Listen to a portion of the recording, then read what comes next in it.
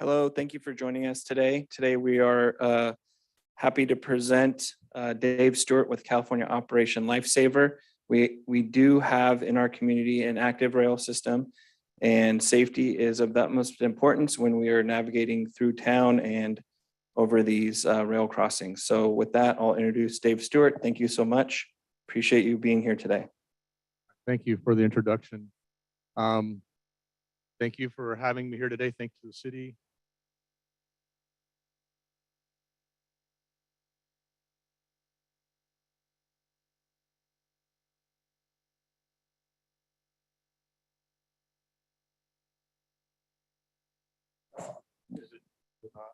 I'll fill the airspace. So Dave he will be able to take some questions during the presentation, but there will be time at the end for questions. And again, this is educational. We're not speaking specifically on the configuration of any rail crossings or anything like that in the community. This is a safety presentation today. Thank you. Yeah, there we go. That's better. All right. Thank you again. Thank you for the city of Lincoln for having us here today. I appreciate everybody that's here watching in person and on Zoom. My name's Dave Stewart. Operation Lifesaver is a national nonprofit organization dedicated to bringing the rail safety message to really as many people as we can get. It's been around for 50 years now. We do presentations for, like I said, everybody. I've done presentations for preschoolers through high school, policemen, firemen, truck drivers, bus drivers, anybody we can get the message out to for rail safety. So every 3 hours, somebody gets hit by a train in the United States. And that's one of Operation Lifesaver's goals, is to reduce that number. And hopefully, it'd be great to make it go away even someday. We hear about it on the news. We see it online.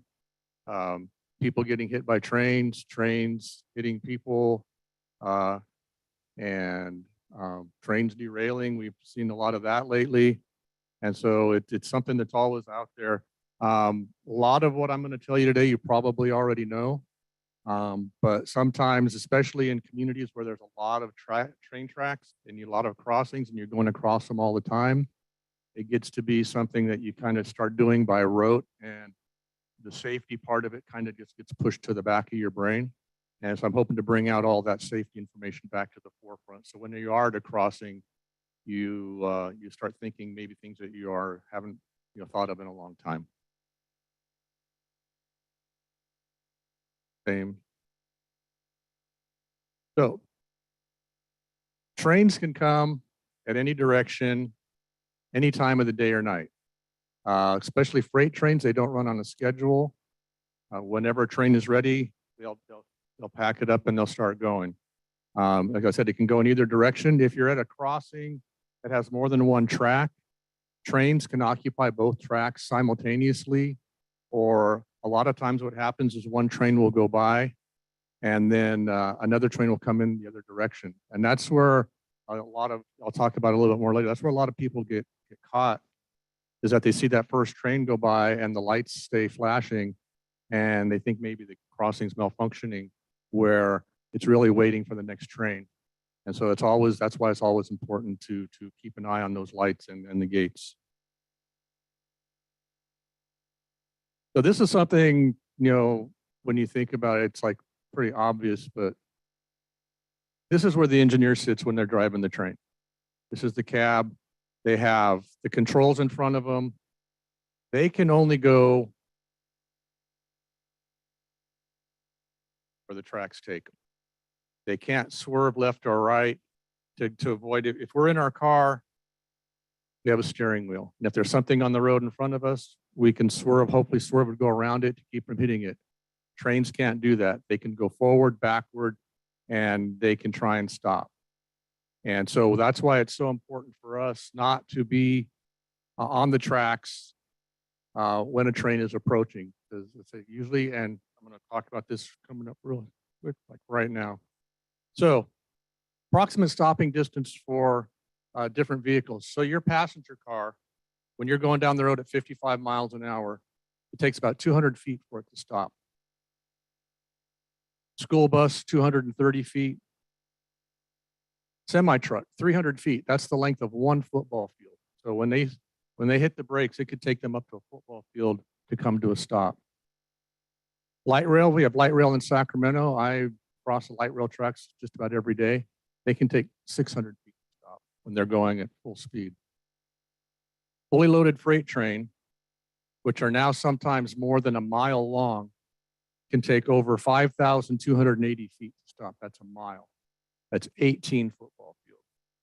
And so usually when I went back to that view showing where the engineer sits looking down the tracks, a lot of times they can't see a mile or more down the tracks. And so that means that by the time they do see something on the track, it may be already too late for them to stop, even if they hit the brake right then. So that's why it's so important for us to not be on the tracks. They'll do everything they can, but just physics and gravity keeps them from stopping in time. Also, the weight ratio, your 3,000 pound car, the weight ratio between that and the 12-ounce soda can is the same weight ratio of that 12 million pound or more train to your 3,000 pound car. And you can kind of see what the car does to the soda can is pretty similar to what a train will do to the car. This is an actual photo from a scene. Two construction workers were late. This kind of goes back to what I was talking about with, you can see over here on the side, there's a second track. They were waiting for the first train to go by, and the first train went by and the gate stayed down. And they were in a hurry, so they drove around the gates, never saw the second train coming that we were hit by. So that's another reason, I'm going to talk about lowered gates in a little bit, but that's another good reason to wait for those lights to stop before you go across the tracks. And if you think that being in a bigger vehicle will keep you safe, nope. So this is, you can kind of see this semi-truck is like pretty much a burned out Hulk. And if you look all the way down, way back down there in the back of the picture, that's the crossing where this truck was hit by the train. It got dragged all the way down the track before it came to a stop. And then you can see on the train itself, there's pretty much no damage to the train. Engineer is probably going to be off work now for a few days because of required days off for an incident like this. But the truck is a burned out Hulk.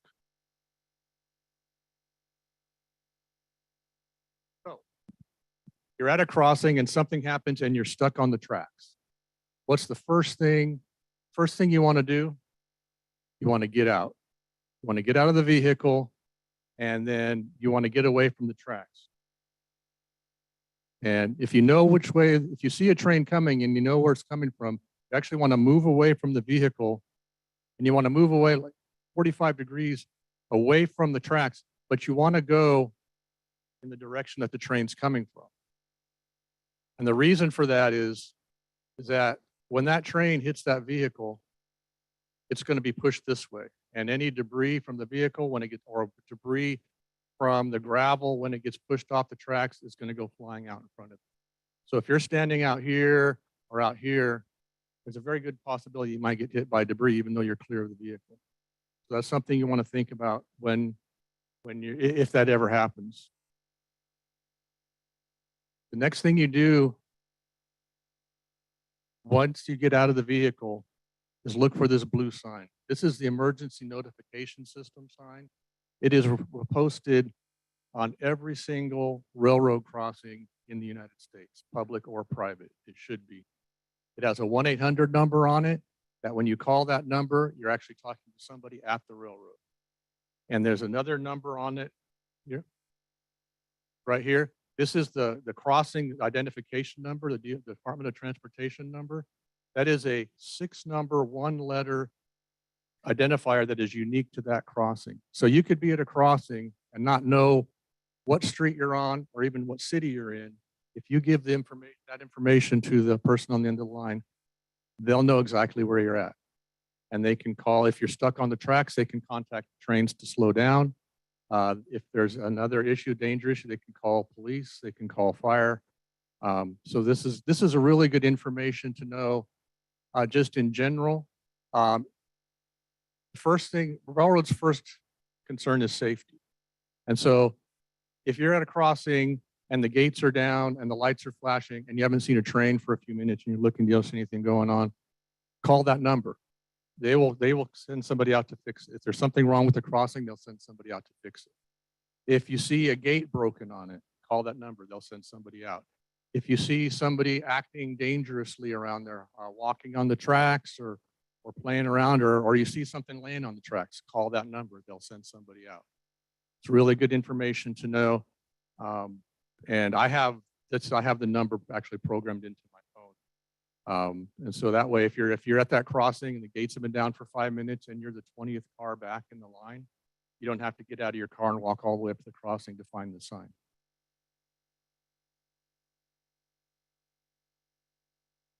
So a little bit of railroad crossing 101, I call it. So this is when you're approaching a railroad crossing, any railroad crossing, first thing you should see is this sign. Advanced warning sign that basically is telling you, hey, you're coming to a railroad crossing. Be prepared to slow down or stop if need be. That sign should be accompanied by these pavement markings, the RXR on the road. It means it's basically the same thing. It just helps you be aware that you're approaching a railroad crossing.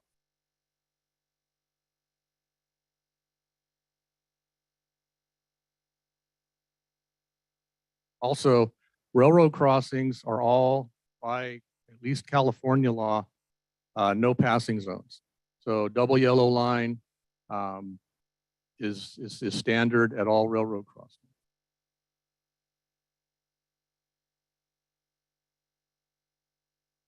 So if you're approaching what we call a passive crossing, that means it doesn't have flashing lights or gates to tell you a train is coming. That means it's all up to you to be aware of what's going on when you approach the crossing. The railroad crossing will be equipped at least with this sign. We call it a crossbuck. And the railroad crossing sign, this is the same as a yield sign, the triangular yield sign. It means that if there is a train coming, you're required by law to stop and yield for the train. If you don't see a train, you can just go right on through. Currently, also now that if you're at a passive crossing, below this sign will be either posted the actual yield sign or a stop sign to help you know what you're supposed to do at that crossing. If it's a yield sign, like I said, if you don't see a train coming, you can just go right on through. If there's a stop sign, you're required to treat this like any other intersection where you need to stop, make sure it's clear, and then proceed across the tracks. When you get to the crossing, there should be a white line. It's either a single 24-inch wide white line or two 12-inch parallel lines. This is where you should stop while you're waiting for the train. If there's no line painted on the ground, you want to stop no closer than 15 feet from the track, but no farther back than 50 feet from the track. You want to get close enough where you can see what's going on, but you don't want to be so far back that your vision is blocked. And you can see in this picture, there's a lot of trees and shrubbery that would be very difficult to see down the tracks for any distance. And so that's why you need to approach it carefully and be able to see down the tracks before you proceed across. Active warning devices. These are the flashing lights and the flashing lights and gates. When the lights are flashing at a crossing, it's the same as a stop sign. You will come to a stop and you will stay stopped until the lights stop flashing. California vehicle code is a little different. If you're at a crossing and it's just the flashing lights and there's no gate accompanied to them, California law states that you come to a stop and you treat it like a stop sign. If you come to a stop and you look and you believe that it's safe, it is legal for you to cross the tracks with the lights flashing. I don't recommend it, but that is the legal way. If there is a gate,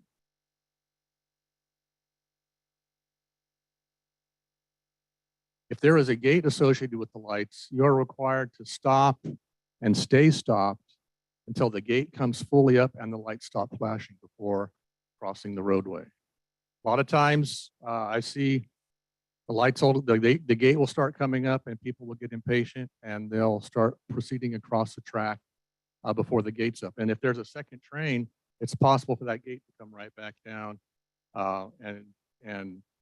and stop, when you shouldn't have to. So always wait till the gate's up and the lights stop flashing before you proceed across the track. Other signs you might see, I've noticed these coming into town today. There's parallel road warning signs. So this tells you if you're going down a road and there's a track running parallel, like Lincoln Boulevard runs parallel to the tracks, you'll see this sign. If you're going to make that turn over the tracks, you'll see this sign to let you know that when you make this turn, you're going to be crossing a railroad track in a very short distance. So it's just an extra sign for you to know to be prepared if there's a train coming or if you need to stop.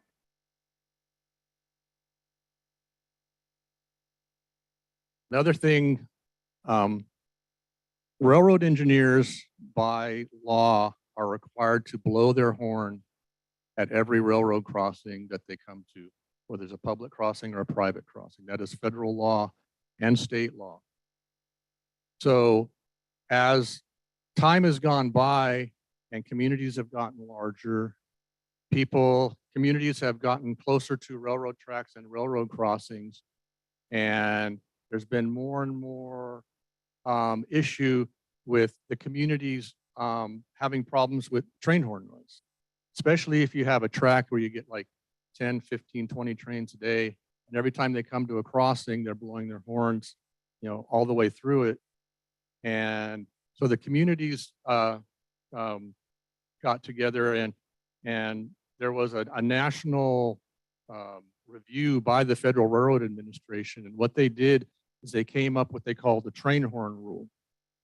And that means that a city or an entity that has railroad crossings can apply to the Federal Railroad Administration for what's called a quiet zone.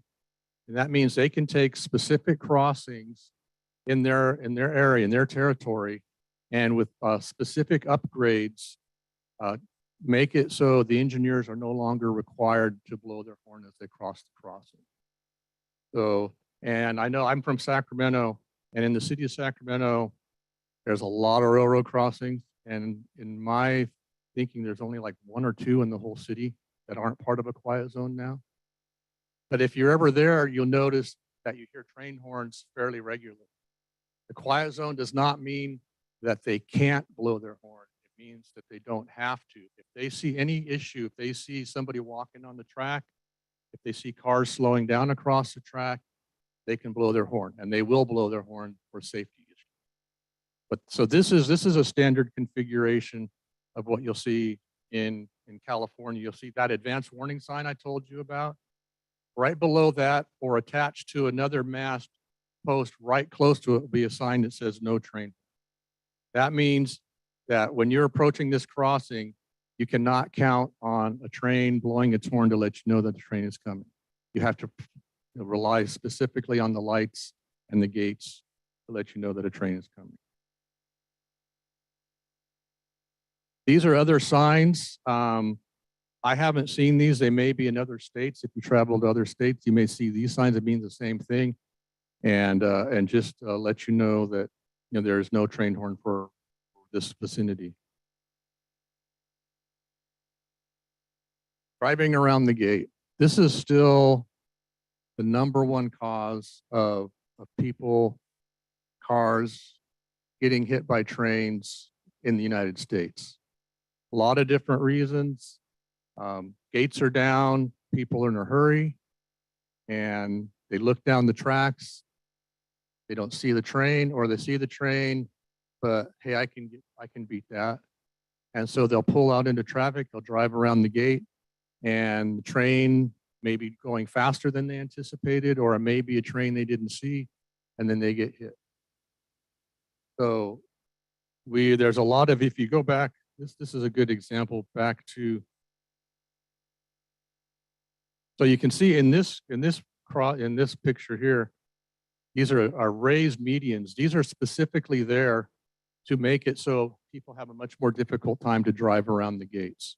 It's an extra safety feature to make sure that people, if they're thinking about it, it doesn't allow them the ability to do that.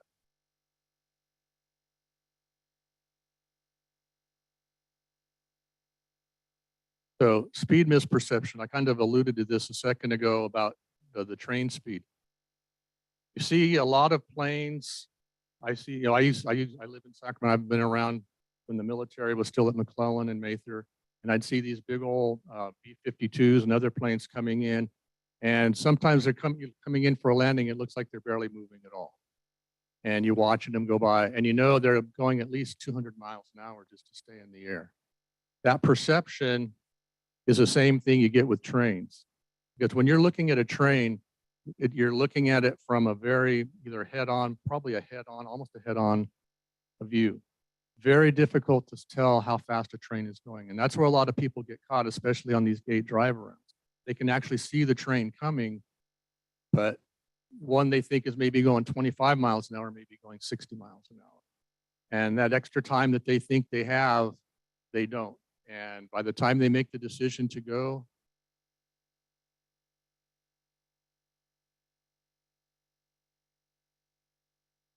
so no quiet zones in the city of Lincoln. So yeah, so it's very difficult to tell how fast a train is going, and that's where a lot of people get hit. And not just for gate drive arounds, also people that are like walking like that. Is it not working anymore? Oh, okay. I'll turn the mic when I turn my head. Sorry. If anybody misses anything I say, there will be a question time at the end. So trains overhang the track. So if you're at a railroad crossing and you're outside the track, depending on how far away from you at the track you are, you could still maybe get hit by the train. Trains overhang the track by 3 feet or more on both sides. And so that is something to remember. Also, especially with freight trains, there's occasionally freight is being held down by straps or other materials. Very possible, sometimes one of those might break and it's hanging down next to the train as the train goes by. And if you're too close to the track, you could get hit by that. So we recommend that when you're waiting for a train, that you should be at least 15 feet back from the nearest track. If you're at a crossing, be behind the warning device. Those are usually close to 15 feet. If you're on the opposite side and there's no warning device, then the best guess of 15 feet is where you want to wait for the train to go by.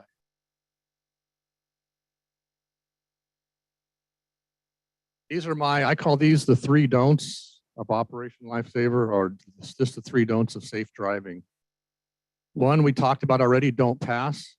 Crossings are passing, no passing lanes.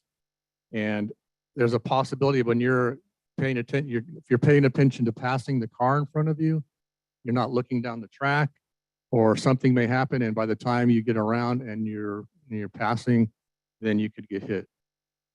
The second one is not to shift. A lot of people, I do a lot of driver's ed classes, and this one sometimes I have to explain to the people there what that means because they've never seen a stick shift.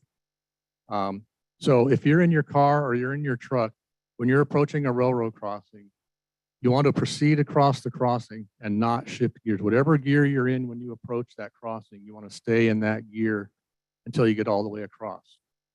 Because if you're like me, that will be the one time in the last 2 years that you shifted and missed the shift. And now you're stalled, and then you got to put the clutch in, get it restarted, and get the vehicle moving again to get it off the track.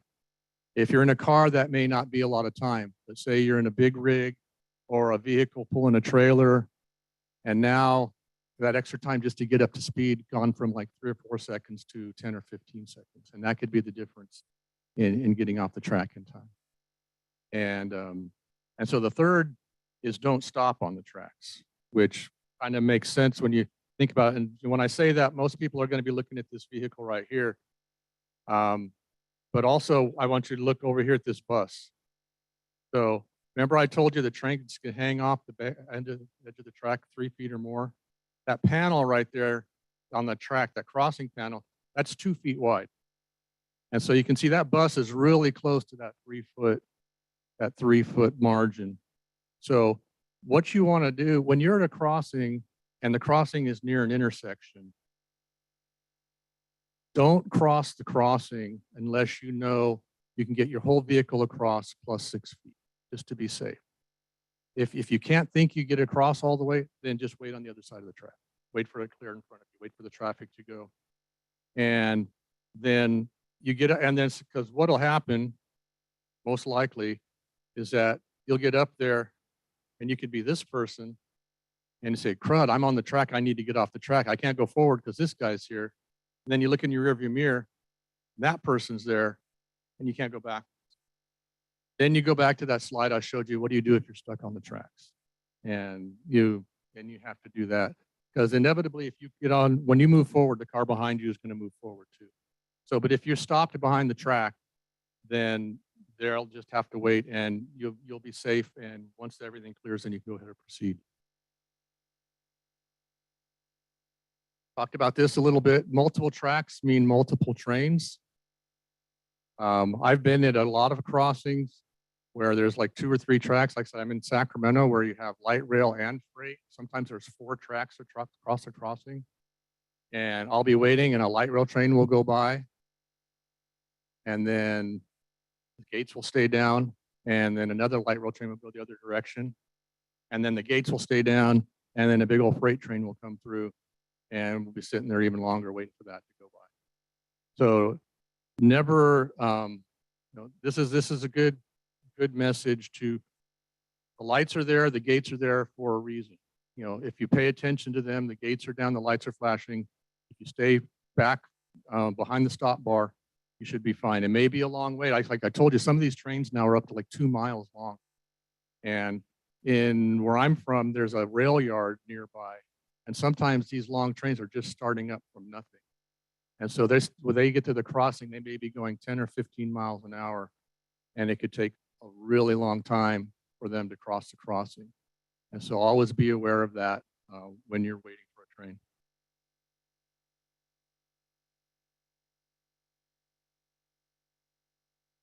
Distractions. In my driving around, I've seen pretty much all of these activities going on in cars next to me. Not necessarily at railroad crossings, but just I'm driving down the road, waiting at a stoplight or something like that. I have a dear friend of mine who crosses 2 railroad tracks every day going to work. He takes her oatmeal and her coffee with her and eats it on the way to work. And you know that they can't be paying total attention while they're driving. So, all of these things, do before you leave or do when you get to your destination.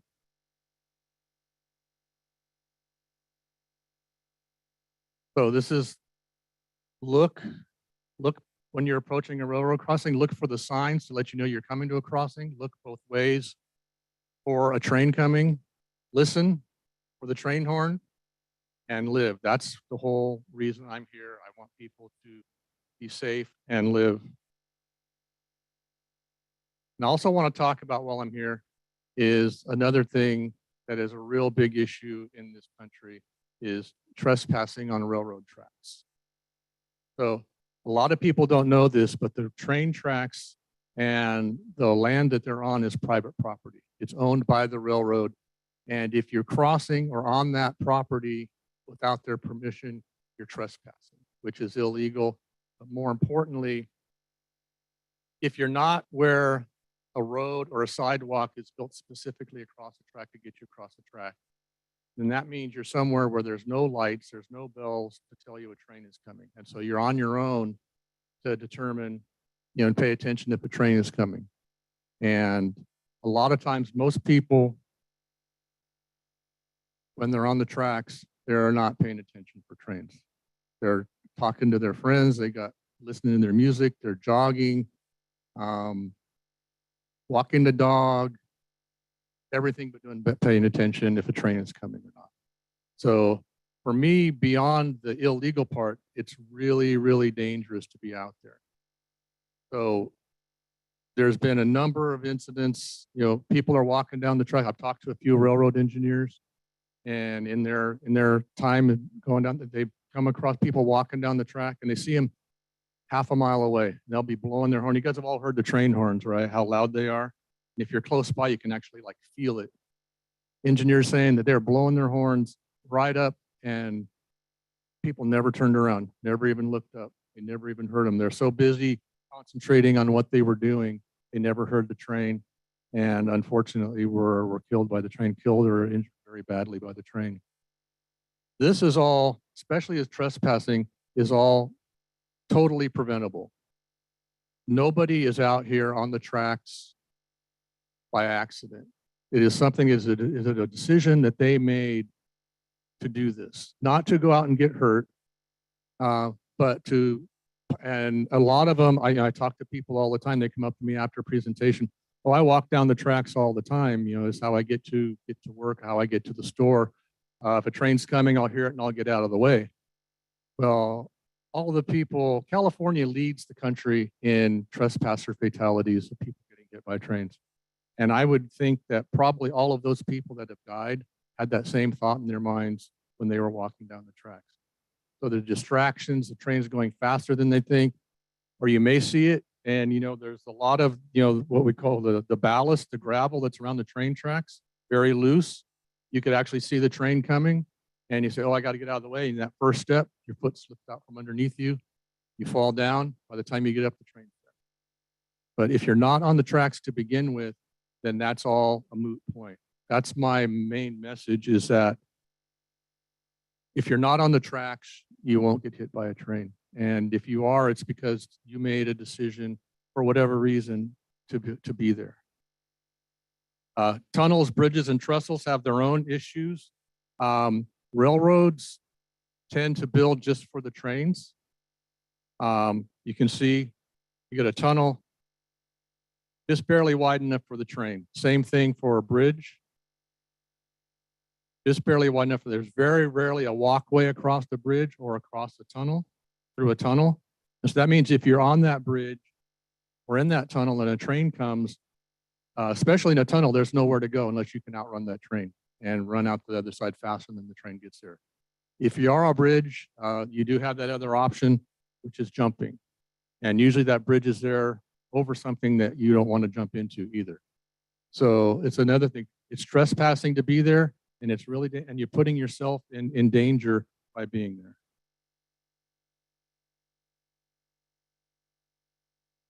So trains can move without warning. So a lot of times there'll be areas where there'll be a couple of train tracks or more, and sometimes trains will stop to wait for another train to go by or wait for other train cars to come and hook up.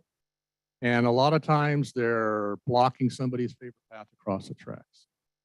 And so instead of waiting for the train to leave, what they'll do is they'll cut through the cars, they'll go under the cars, and at any time during they're doing that, that train can start moving again.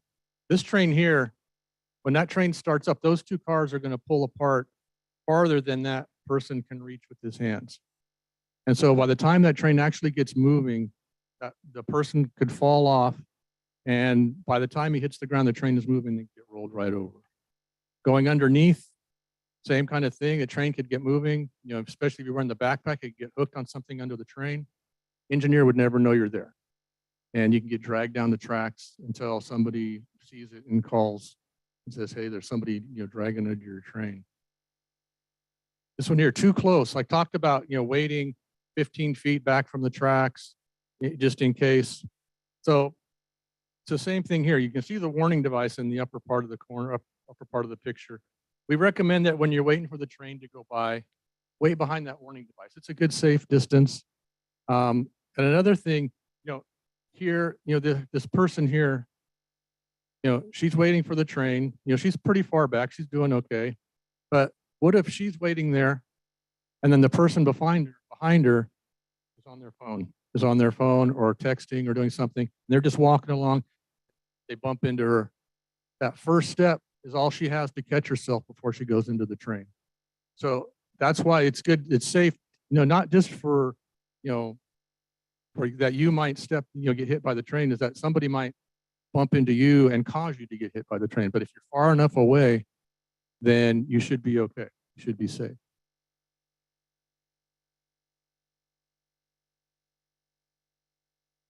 So look both ways when you're at the train tracks, listen for the sound and live. That's our goal. And that's my presentation. If we have time, I'm happy to take questions if there are any. Yes.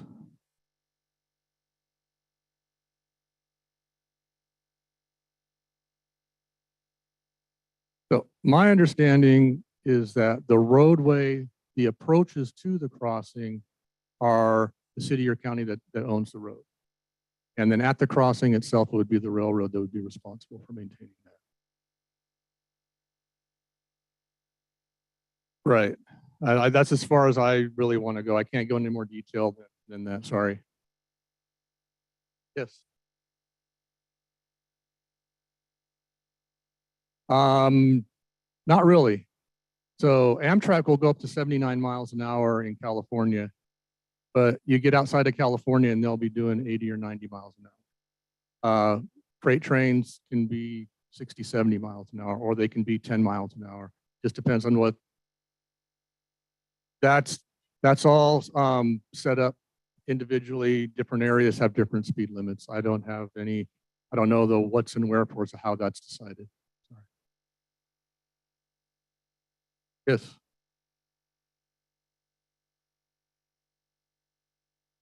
Okay.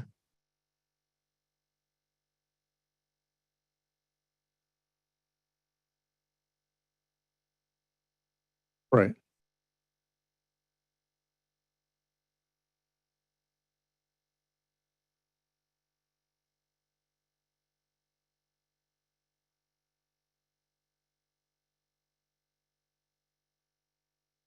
Well, that's two different. Yeah. Yeah. That's two different questions. Yeah. Yeah.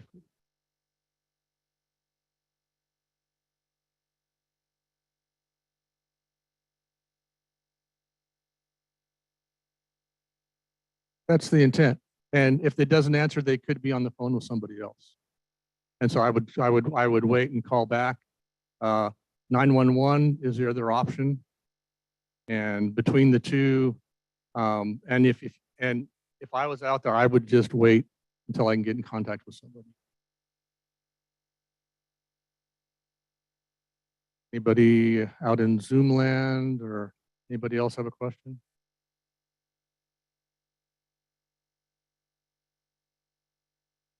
Okay.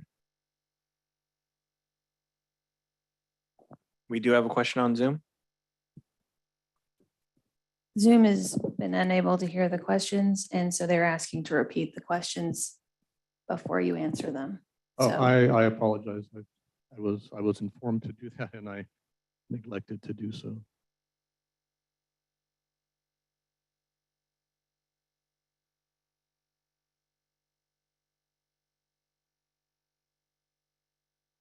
A couple of the questions just to recap, to give context.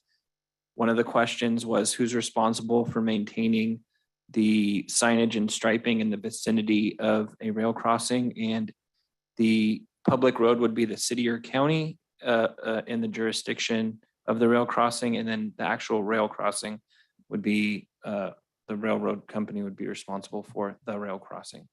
And then another question was, what is the speed limit? And did you want to answer that question one more time about the speed limits? Yeah, Or speed of trains? Yeah, speed of trains is determined by actually the Federal Railroad Administration and local state laws that I don't know. I know that there's a lot of, depending on where they're at, trains will go 25 or they'll go 60, but I don't know what the determining, how that's determined. We do have a raised hand on Zoom, and I believe we have another question. Okay, Jerry, please go ahead.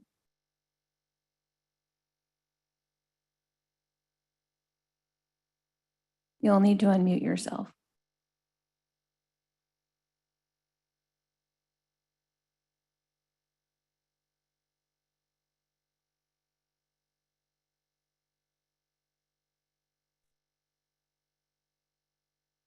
You're unmuted. Please talk. You had said you're not addressing things specifically in Lincoln. So if we do have questions about that, do we call the city of Lincoln, California, the council?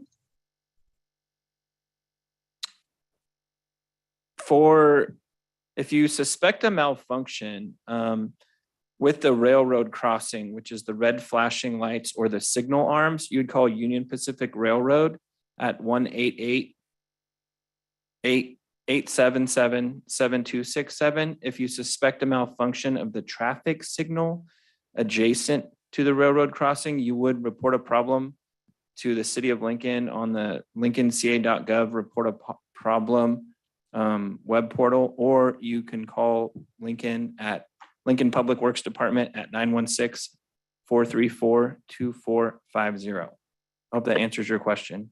Thank you. If you guys want to be recorded, it's up to you.